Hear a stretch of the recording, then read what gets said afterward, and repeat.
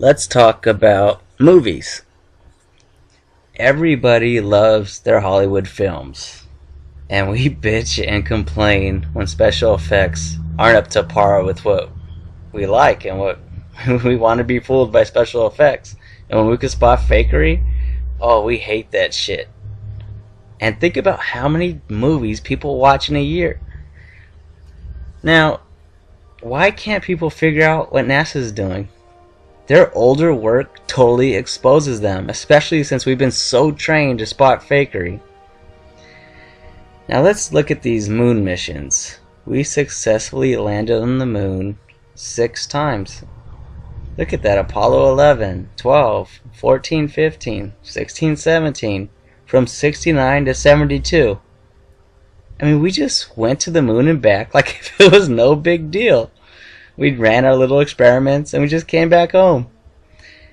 Now, in 2022, it's going to be 50 years since the last successful Apollo mission when we went and walked on the moon. Is anybody going to start questioning it then? I mean, look at that track record. Why not have the first female astronaut go to the moon? Wouldn't that be a good idea? Like, why not? It seemed like it wasn't that big of a deal to go before. And it's really going to be 50 years that it's going to lapse, and we're still going to be fooled by this bullshit? Now, NASA is talking about going to Mars, and I can't imagine them actually fucking doing that. That is so ludicrous. But they might be forced in a corner and have to fake that, because people might start figuring this shit out. We never landed on the moon. NASA's complete fraud. They are literally doing nothing. And I don't know what's going to happen if the public starts actually talking about this shit. Because our brains have got to start working at some point. This shit is absolutely absurd.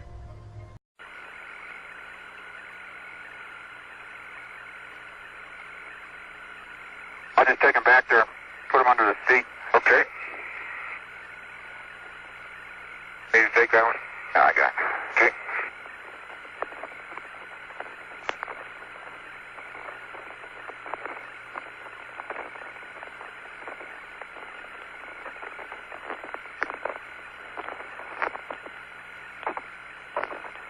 You got another one drop there, Gene. Or Jack got it. Bam. Another one? Jack's getting it. Okay.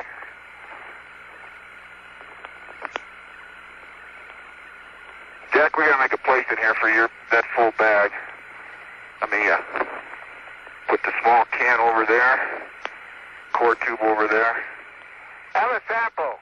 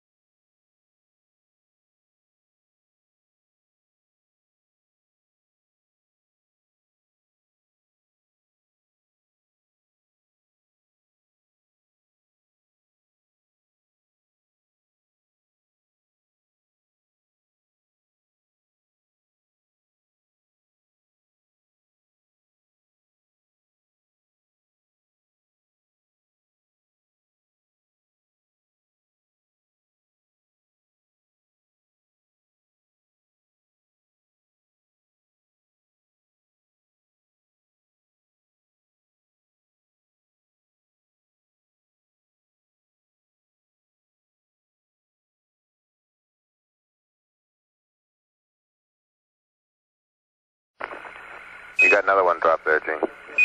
Or Jack got it.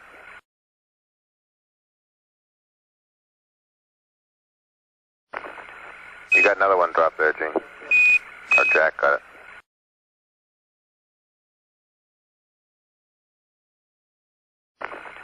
You got another one drop there, Gene. Or Jack got it.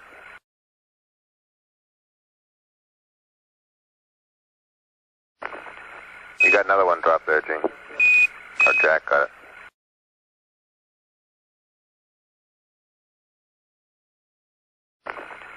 You got another one drop there, Gene. Or Jack got it.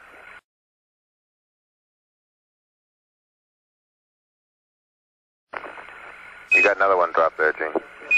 Or Jack got it.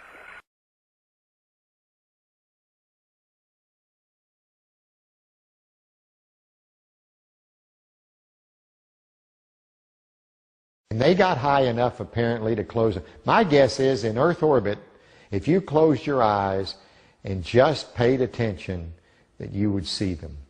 The first time they were seen was when they went to 365 miles. Yes. That's 650 miles below or away from the radiation. Yeah, see, it's below. My guess if they just did it tonight.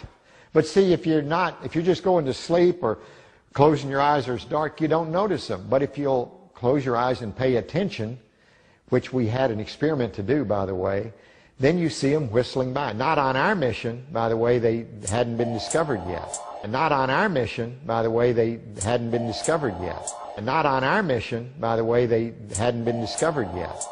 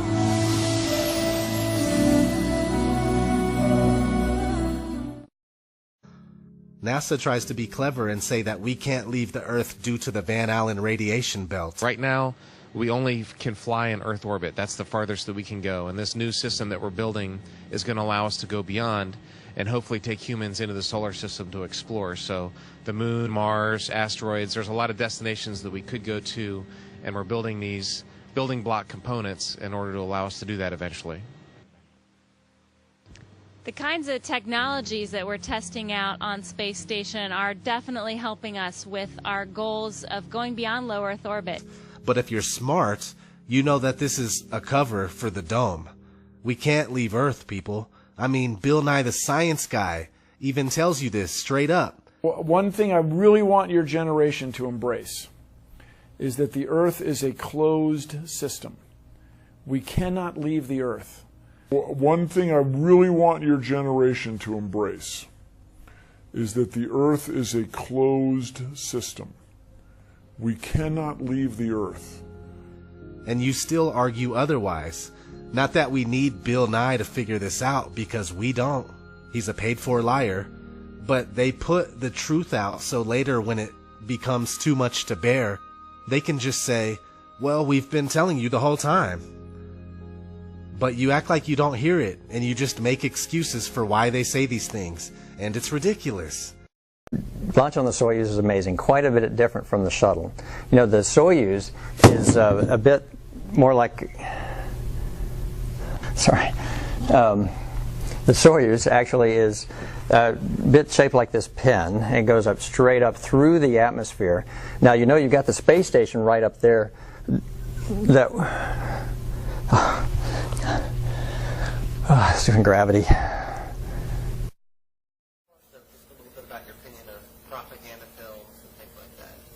Well, since the government, our corrupt government, essentially controls the media, it's no problem for them to produce propaganda films. For example, for many years, John Wayne was presented as a hero, as a CB, as a Marine, as an Air Force pilot, or whatever, and he made war seem glamorous and dramatic and something that should occupy a young man's time. I have a Vietnam veteran who said, John Wayne conned me into killing 500 people in Vietnam. So what we're confronted with is a propaganda machine beyond comprehension and well-funded.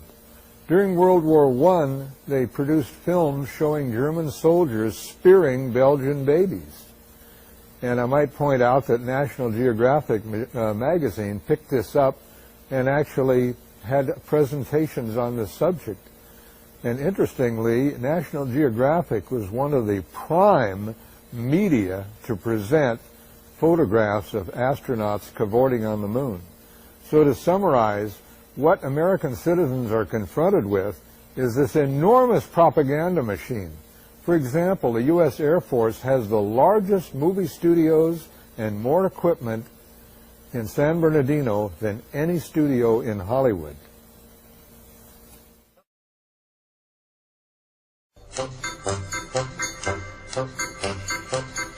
I wonder if one day that you say that you care, if you say you love me madly, I'd gladly be there like a puppet on a string.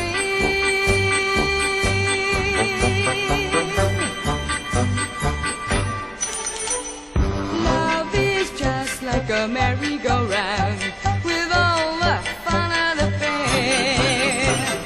One day I'm feeling down on the ground, then I'm up in the air. Are you leading me on? Tomorrow will you be gone? I wonder if one day that you say that you care, if you say you love me madly, I'd gladly be there like a puppet on a string.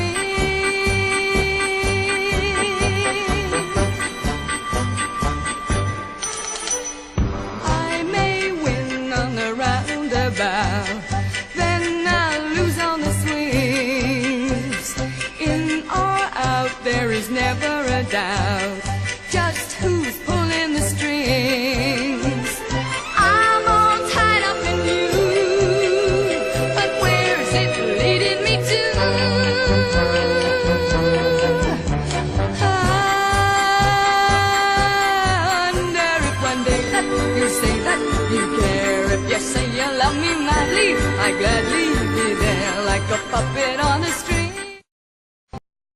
You see, the vibration of my voice box makes the air vibrate between us. Then when the air vibrates your eardrum, you hear what I'm saying. But maybe you've seen a demonstration of a bell under a glass jar. With normal air inside the jar, you could hear the bell clearly. But when the vacuum pump drew the air out of the jar, there was nothing inside to carry the vibrations of the bell. Nothing until the air was let back into the jar. They can't forget your photo numbers. And this is core tube number 2. Okay, just in fact, you're almost driving without a hammer. But if you'll hand it to me, I'll get it in a second. I'm going to take a couple more shots of this before we leave. Get all in, I get the pictures. Alright? Drive in real easy, Houston. The sounds in space, it's odd to have a hammer or a metal tool and bang it against something and hear absolutely nothing. You can, sound won't travel in a vacuum, so there you are outside and you could be hitting something, no sound at all. In space, since there's no atmosphere, there's no air, if you bang on something while you're doing your spacewalk, you will not be able to hear that. And this leads us to the dilemma of our final segment. All modern astronauts, such as Piers Sellers and Mike Massimino, claim to hear absolutely nothing when they're out on the International Space Station in the vacuum, banging away with metal tools and objects, whereas during the Apollo missions, all kinds of sounds have been recorded that should not be possible if they are on the moon in the vacuum of space. Okay, just in fact, you're almost driving without a hammer. But if you'll hand it to me, I'll get it in a second. I'm going to take a couple more shots of this before we leave. Get all in, I get the pictures. Alright? Drive in real easy, Houston. That does not sound like the spacesuit acting like a drum at all. It sounds like a metal hammer striking a metal object repeatedly with authority. Pictured is Alan Bean during Apollo 12 striking a metal core tube into the so-called lunar surface with a metal hammer. This is an interview with Apollo astronauts Alan Bean and Pete Conrad done by the Apollo Lunar Surface Journal. They are once again taking the position that the sound is coming through the hand and transmitting into the microphones in the helmet. Alan Bean says, "I would have said it wasn't possible," and Pete Conrad responds, "The other guy can't hear it." If the sound is coming through Alan Bean's microphone, then like his voice, it must be transmitted directly into the headset of Pete Conrad, so his statement makes no sense. Alan Bean's statement makes a lot of sense, since it would not have been possible in a vacuum. When Bean says, "I would have said it wasn't possible," he has science on his side. And he also has NASA on his side, at least up until August 19th, 2011. And this brings us to the most important graphic in the film. This is a web page that has been disappeared from the internet by NASA as of August 2011. It was at nasa.gov, running concurrently with the Apollo Lunar Surface Journal between 2009 and September 2011. However, this page, which was created for children, you can see the banner at the top, Lunar Science for Kids. This page directly contradicts the assertions made in the Apollo Lunar Surface Journal concerning the hammering sounds in Apollo 12, 15, and 17. This page talks about the science involved with sound on the moon, and it does so correctly. And that is why NASA has disappeared it from the web. The contradiction between the journal and this page was brought up in the very popular Moon Zoo forum. And that is where I first became aware of the situation. Reader Tom128 pointed out the contradiction between the site for children and the journal. And I went looking for the site for children and could not find it. I then went to my favorite research tool, the Wayback Machine at archive.org, and I was able to find an old version of the page that NASA did not clean up. And whenever I see information go missing from the web, it always starts me thinking, and this was the genesis of the film. At that moment, I became a NASA moon hoax researcher. You've seen the image on the right of the graphic before. That is Alan Bean hammering a core tube during Apollo 12, and this is the sound of such hammering. The graphic is problematic for NASA because of the contradiction to the journal, and the graphic is correct science. And I quote, "Sound needs something to travel through to get from one place to another. On the moon, since there is no air, sound cannot travel above the surface. So, there are no sounds on the surface of the moon. When the Apollo astronauts were out on the moon's surface, they could only talk to each other and to mission control by using the radios in their air-filled helmets. Even when the astronaut in the photo to the right hit a metal tube into the ground with a hammer, no sound was made."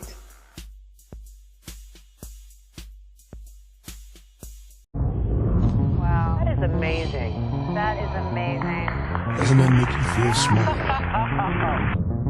Like nothing even matters. She turned her tender eyes to me, as deep as any ocean, as sweet as any harmony. But she blinded me with science. She blinded me with science. Blinding me with. Thank you.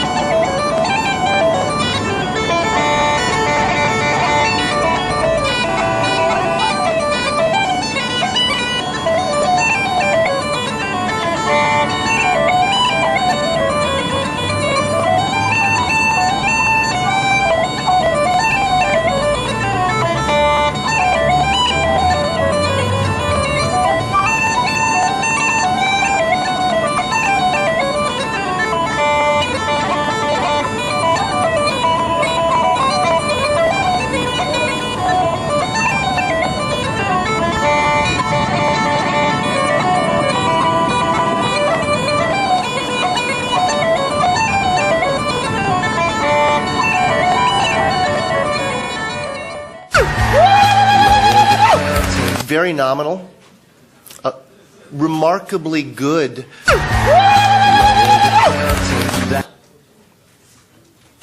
Beautiful, really beautiful. An actor. Hey, know what I mean? That's nuts.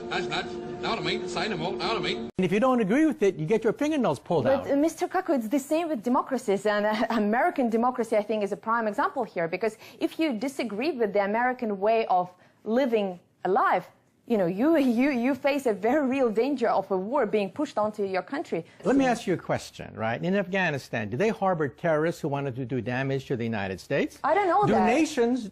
And okay, let me ask you a question now. On tape, let me ask you a question. Absolutely. Who was behind 9/11? Are you a conspiracy theorist? Not Are really. you these people that think that maybe George W. Bush toppled his own building? What do you think is behind 9/11? Let me ask you that question. Who was behind 9/11? I think... Let me ask you a question. I heard Who your was question. behind 9/11? Mr. Kako, I think... Answer me a simple question. Who is behind 9/11? I give you the courtesy of being on your show. You should give me the courtesy of answering one simple question. Well, okay, Who I is think behind 9/11? I do tend to believe in this conventional narrative of Al-Qaeda and Osama bin Laden being behind that tragic and horrendous attack. But the question is whether the death of those people justified hundreds of thousands of people who were killed afterwards. And I don't think the goals that were set out before that war were actually achieved during that war. And that's the biggest problem. You've been very critical of radical groups trying to impose that sort of that point of view, and I totally agree with you. But I think the way and the means that democracies employ are not much better.